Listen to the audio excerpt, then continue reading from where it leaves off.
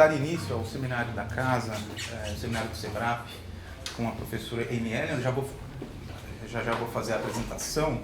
Primeiro, eu gostaria de fazer alguns agradecimentos.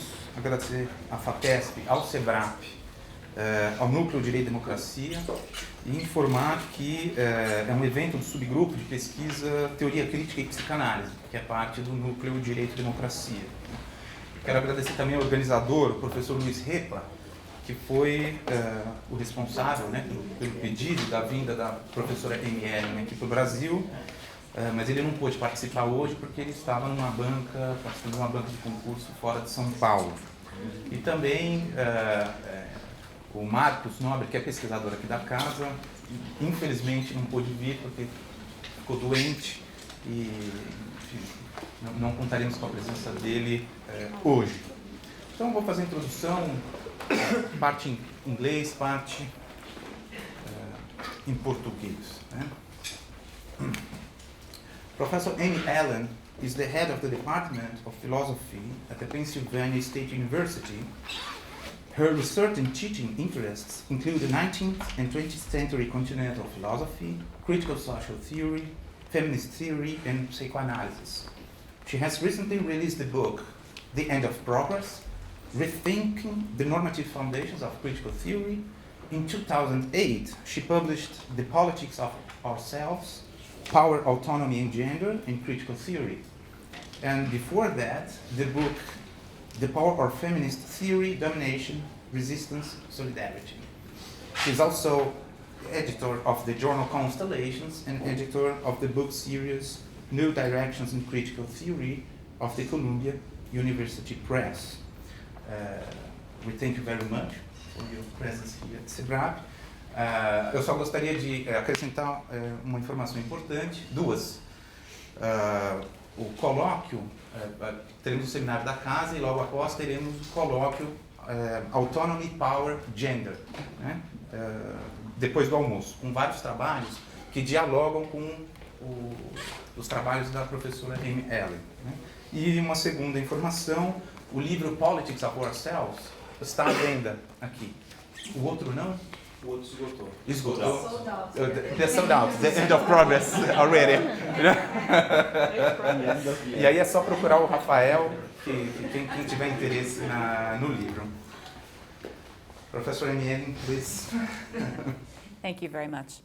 I just want to first say thank you to Cebrap for inviting me and hosting me in my first trip to Brazil, and especially to Professor Ingrid Siefer and to Rafael Neves for organizing my visit and taking excellent care of me while I've been here. So the paper that I'm going to read, and I am just going to read it because I think it's best that way, gives an overview of the argument of my book, The End of Progress. So it sort of tries to summarize from a very bird's eye perspective the main conceptual claims and interpretive claims of that book. And so I'll just start. The title for this paper, and also the title of the book, is inspired by Theodor Adorno's Lectures on Progress, in which the claim that progress occurs only where it comes to an end is a recurring motif. Though Adorno's particular concerns with claims to progress are somewhat different than mine, his having to do with the horror of Auschwitz and the threat of nuclear war, I'm nonetheless in fundamental sympathy with what I take to be the core animating idea of his proposal, that jettisoning false ideological readings of history in terms of progress is necessary if we are to make moral or political progress in the future. In other words, the key idea that I want to take from Adorno is to try to decouple claims about the possibility of progress in the future, what I call progress as a moral political imperative, from readings of history as a story of progress, or what I call progress as a fact. And fact is in scare quotes there because, of course, that's also a normative claim. But I'm borrowing that term from Thomas McCarthy's book, Race, Empire, and the Idea of Human Development. So as I see it, this way of thinking about progress, this attempt to decouple these two sides of progress, provides an important corrective to the role that progress plays in contemporary Frankfurt School critical theory, which tends to adopt a broadly speaking neo-Hegelian strategy for grounding normativity, and in so doing roots its vision of progress as a moral or political imperative in a claim about progress as a fact. This strategy is vulnerable to both conceptual and political objections, which I will discuss in a moment. Crucially, however, Adorno's alternative vision also avoids appealing to foundationalist, trans, or non-historical claims about normative validity in order to ground its future-oriented conception of moral or political progress. As such, it also provides an alternative to neo-Kantian strategies for grounding normativity, according to which progress is a normatively dependent concept indexed to a fundamental moral right. In so doing, I argue, Adorno's idea of the end of progress stays true to the methodological aims of critical theory and is better able to avoid the conceptual, political, and methodological problems that plague alternative critical theoretical accounts of normativity and of progress. Okay, so the first section of the paper gives an overview of the concept of progress in critical theory and the way that that concept has been taken up. So first-generation critical theorists of the Frankfurt School, especially Walter Benjamin and Theodor Adorno, were famously extremely skeptical of the discourse of progress. In his 9th thesis on the philosophy of history, Benjamin depicts what we call progress as merely an ongoing catastrophe hurling wreckage at the feet of the angel of history. Similarly, in his lectures on the philosophy of history, Adorno notes that the catastrophe of Auschwitz, quote, makes all talk of progress towards freedom seem ludicrous, end quote, and makes the, quote, affirmative mentality that engages in such talk look like the mere assertion of a mind that is incapable of looking horror in the face and that thereby perpetuates it, end quote. In their skepticism toward the discourse of progress, Benjamin and Adorno were joined by two other major political thinkers of the 20th century, both of whom deserve to be called critical theorists in the broader sense of that term, Hannah Arendt and Michel Foucault. These theoretical critiques of progress, which tended to focus on the highly metaphysical nature of the philosophy of history that undergirded such claims, dovetailed with the political critique of progress in the work of post- and decolonial theorists such as Frantz Fanon, C.L.R. James, Aimé Césaire, and others, which uncovered the highly ideological role that claims about progress and development have played in justifying projects of imperialism and colonialism. Indeed, the chorus of voices critiquing the idea of progress in the 20th century has been so strong that one might think that the concept had been relegated to the dustbin of history. And yet the idea of progress has been quietly making a comeback in Frankfurt School critical theory. Starting with Jürgen Habermas, critical theorists have been reformulating the concept of progress in a more post-metaphysical, deflationary, differentiated, and pragmatic vein in an effort to detach it from the traditional philosophy of history in which it was previously embedded. They have also attempted to respond to the political critique of progress as inherently Eurocentric or imperialistic. In this paper, I survey some of the main strategies that they've used in order to respond to this traditional critique of progress and argue that they are still vulnerable to conceptual and political objections. And then I sketch out an Adornian, or we might call it a Adornian Foucauldian alternative. So recent reformulations of the concept of progress are motivated, at least in part, by the thought that critical theory in some way crucially depends on the idea of progress. That is, that one cannot be a critical theorist without being committed to some notion of progress. So before I survey recent reformulations of the concept of progress in critical theory, I want to first sketch out the general reasons that have been given in support of this claim and say a bit more about what is meant by progress in this context. So first, what is meant by progress? One can talk about progress with respect to many different goals or benchmarks. Given any particular goal or aim that I might have, I can understand myself as getting closer to or further away from attaining it. In that sense, I can talk about making progress in my training for a marathon or finishing my book manuscript. And all that I need to make sense of such claims is a clear sense of the standard by means of which progress or regress is being measured. So the traditional discourse of historical progress, as it emerged in the European Enlightenment tradition, tended to make a much broader claim about the overall advancement of humankind from some primitive or barbaric condition to a more developed, advanced, enlightened, or civilized state.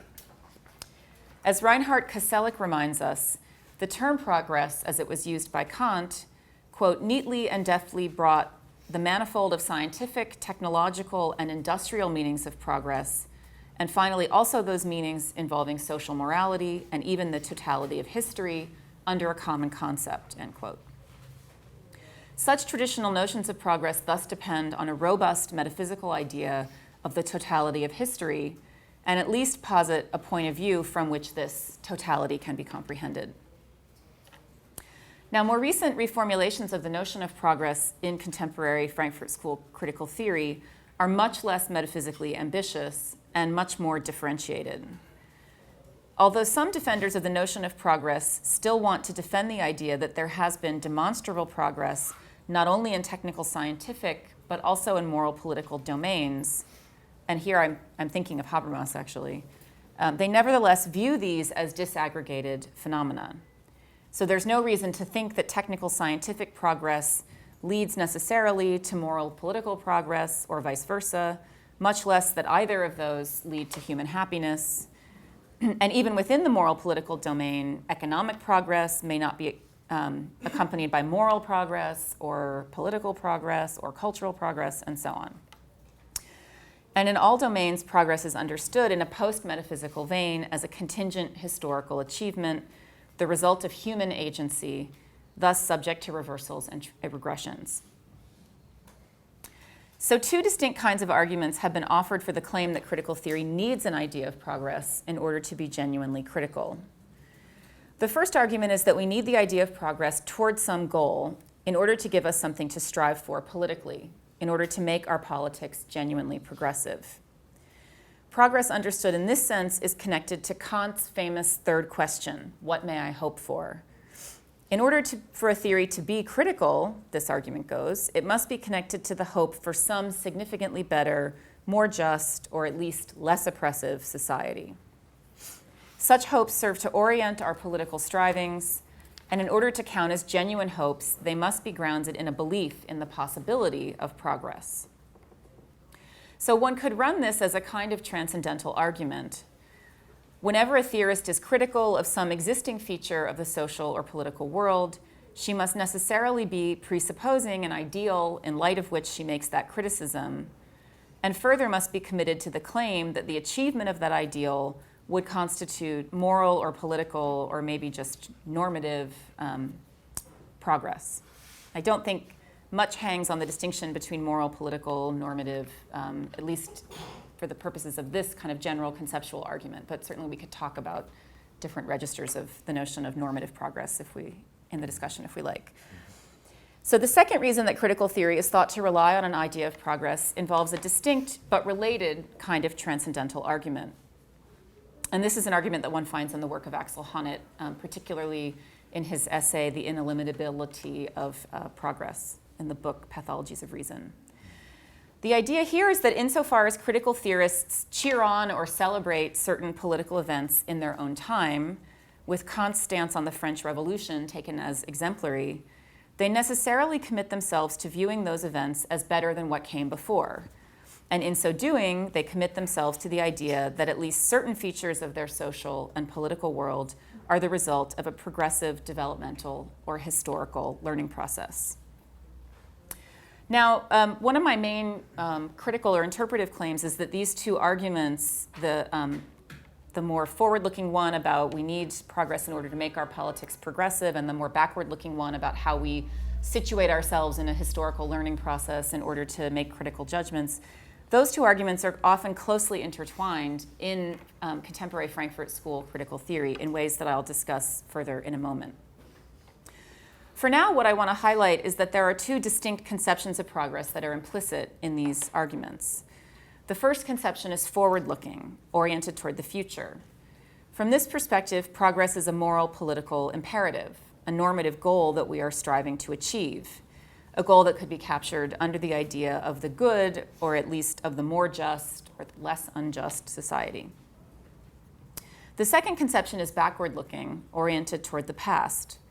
From this perspective, progress is a judgment about the developmental process that has led up to us, a judgment that views our conception of reason, our moral political institutions, our social practices, our form of life, and so on, as the result of a process of sociocultural development or historical learning.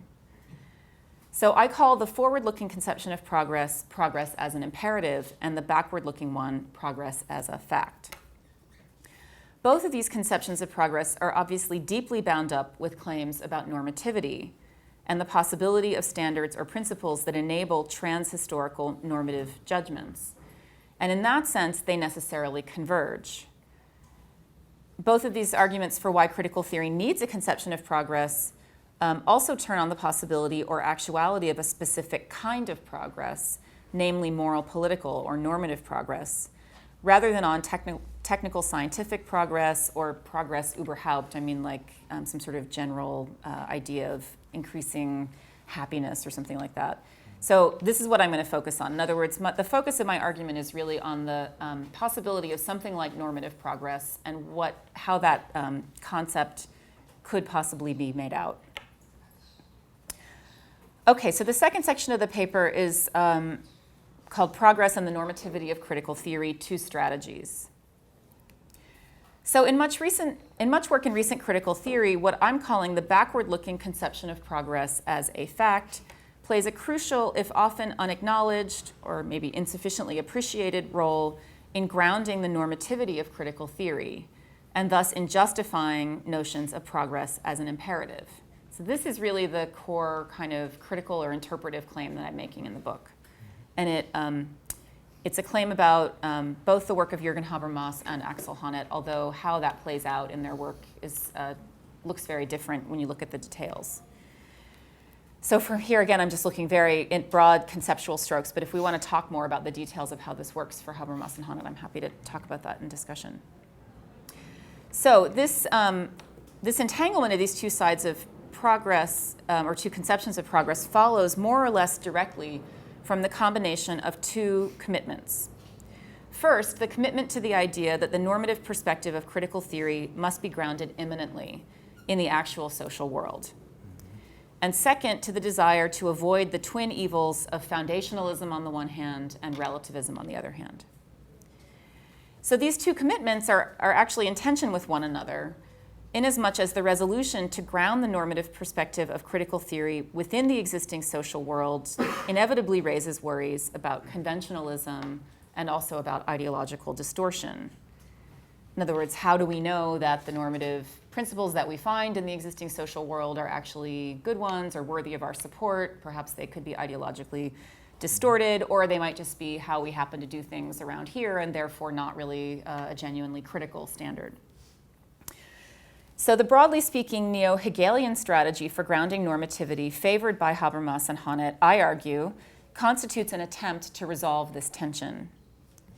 The basic idea is that the normative principles that we find within our social world as inheritors of the project of European Enlightenment or the legacy of European modernity, which has a certain conception of rational autonomy in the case of Habermas or social freedom in the case of Honneth at its core, these principles are themselves justified, at least in part, and here there's a difference between how the story goes for Habermas and Honneth, I think, insofar as they can be understood as the outcome of a process of progressive social evolution or sociocultural or historical learning. Thus, this conception of normative progress, I argue, enables critical theory to understand the normative standards that it finds within its existing social world as not merely contingent or arbitrary framework relative standards, but rather as justified insofar as they are the result of a process of historical development or learning. But if critical theory's immanent grounding of normative principles within the social world ultimately rests on a claim about social evolution or sociocultural learning processes, then this means that the normative standards that enable us to envision a good or more just society So in the case of Habermas, something like the discourse principle, or in the case of Honneth, the idea of social freedom or of recognition.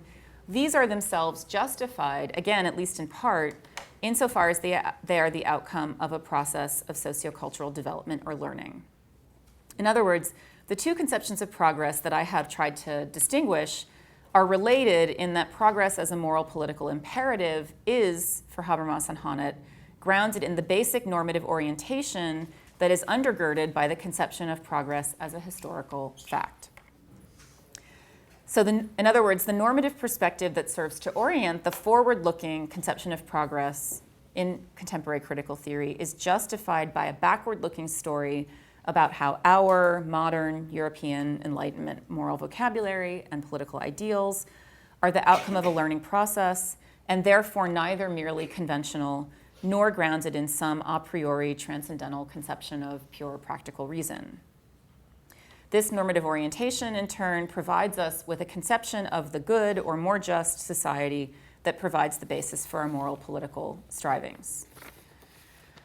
So this suggests that, at least as far as the idea of progress is being used in Habermas's and Honneth's work, these two conceptions of progress, the forward-looking notion of progress as an imperative and the backward-looking idea of progress as a fact about processes of historical learning, cannot be easily pulled apart.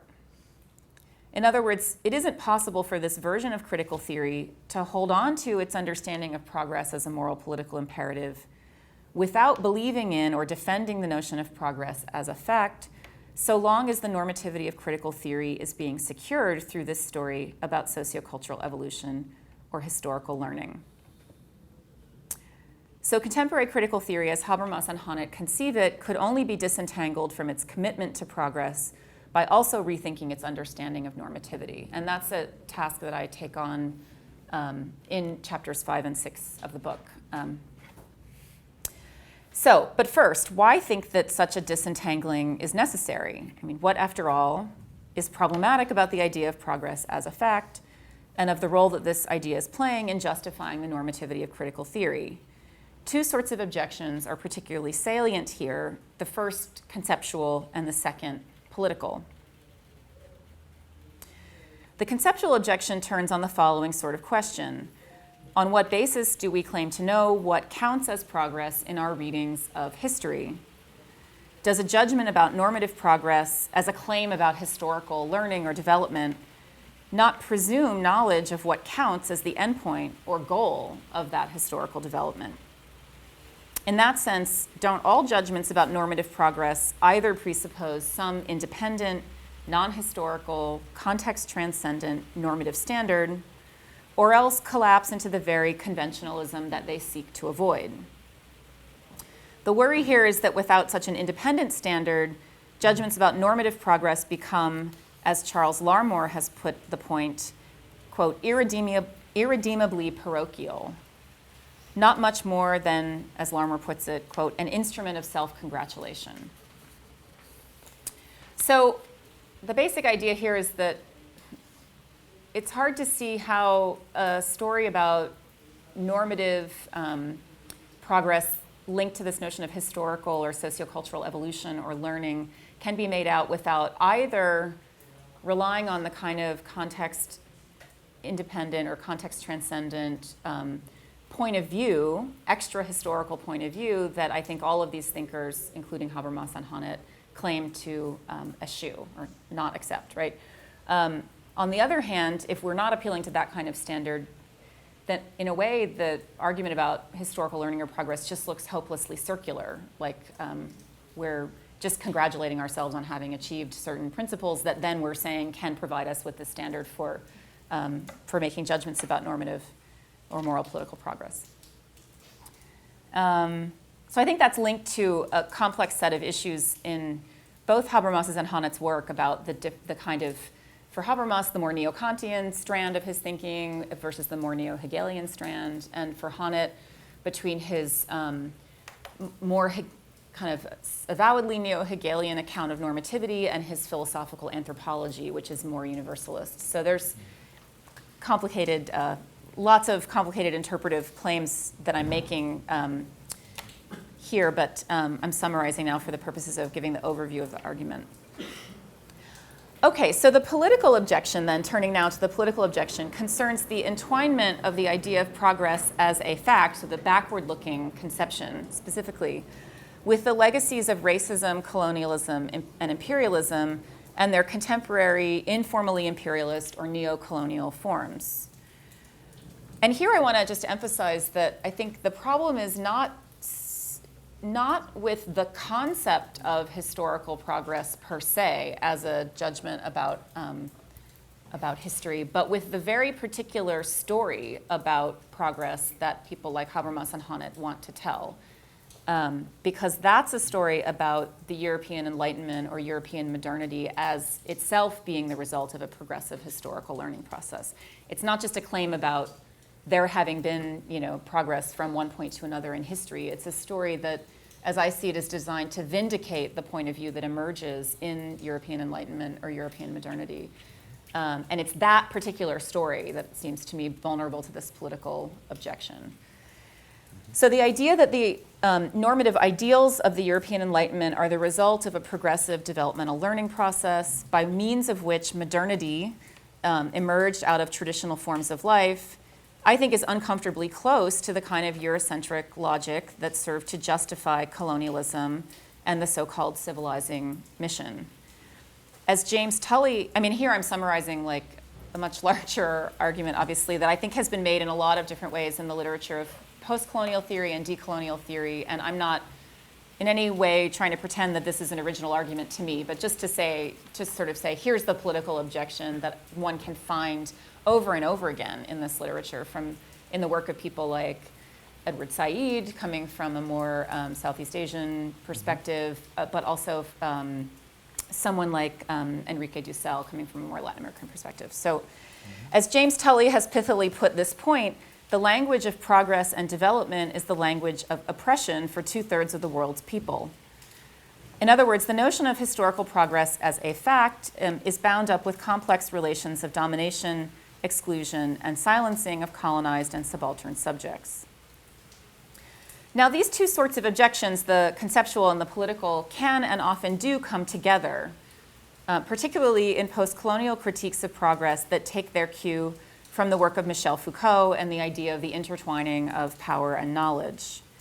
Indeed, the second objection, the more political objection, could be viewed as a further specification of the first objection, that is, of the particular form of self-congratulation endemic to European conceptions of historical progress. In light of these objections, one might favor a second strategy for understanding the relationship between progress and normativity. So the neo-Kantian constructivist strategy advanced by Rainer Forst retains the idea of progress as an imperative, but without relying on a backward-looking neo-Hegelian story about progress as a fact.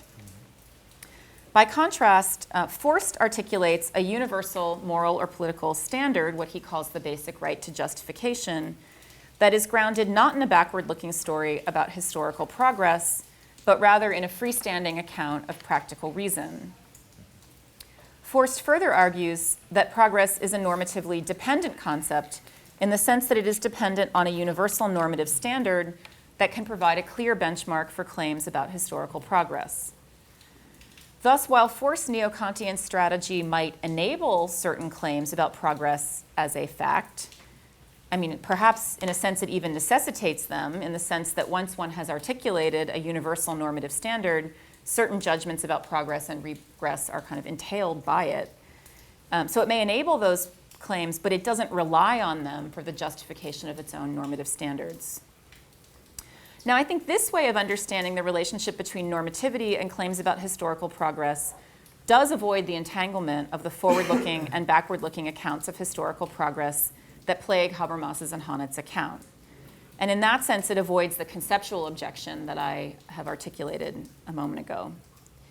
But in doing so, it opens itself up to a different version of the political objection, one rooted in the worry that any and all putatively universal, context-transcendent normative standards or conceptions of practical reason are really thick, substantive conceptions of the good in disguise.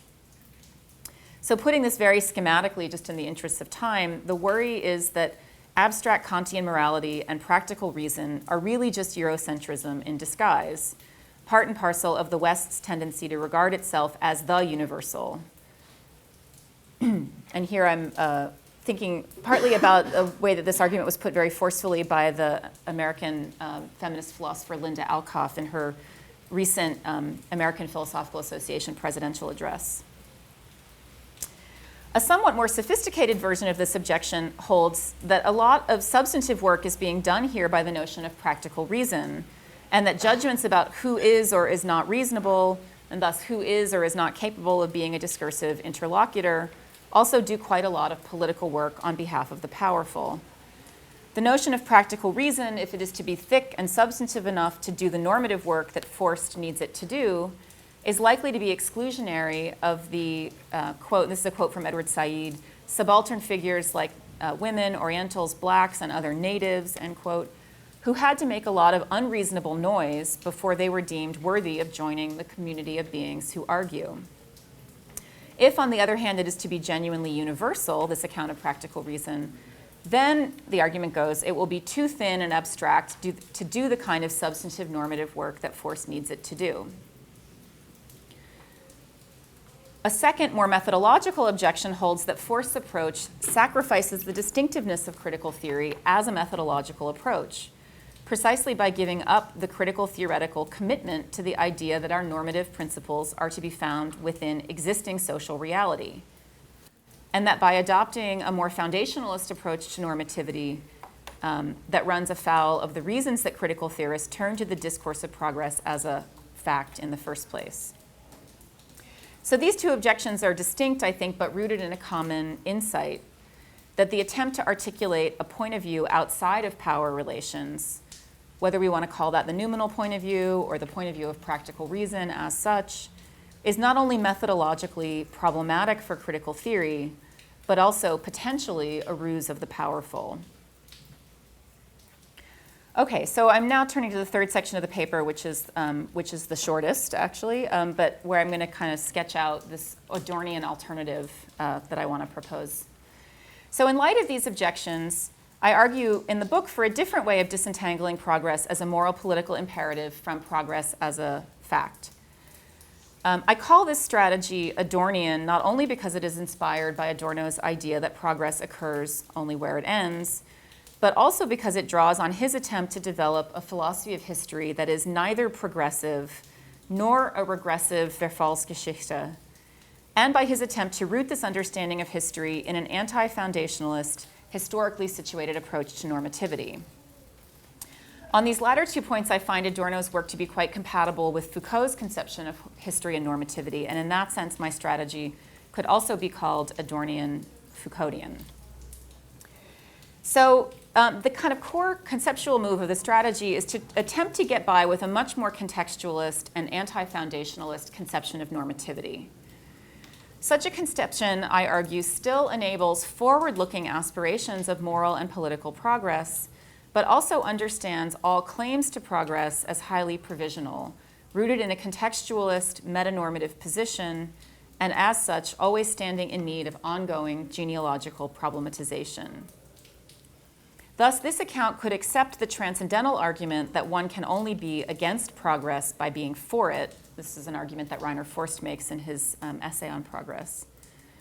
In other words, it can accept the claim that even if the post-colonial critique of the ideological conception of progress as a fact is implicitly committed to the claim that it would be better if we weaned ourselves off of that conception, and thus it's implicitly committed to some understanding of progress. However, this account would nonetheless emphasize that any and all such forward-looking claims about what would count as progress would have to be ongoingly problematized.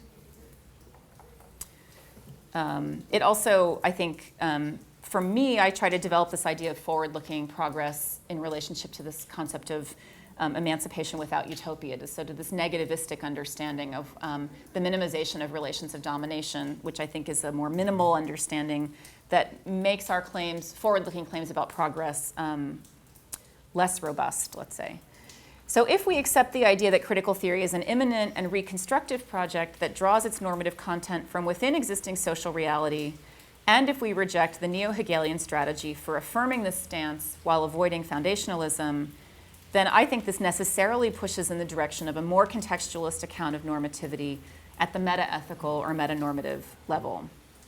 And so a lot of the structure of the argument of the book is really a kind of process of elimination argument. So it says we start with certain methodological commitments in doing critical theory, and then we have this question about how to ground our conception of normativity, and then we look at the neo-Hegelian strategy and see the problems that emerge there, and then consider a neo-Kantian alternative and see the problems that emerge there, and then what I'm arguing is this is what we're left with in the wake of the difficulties that plague those two kinds of projects.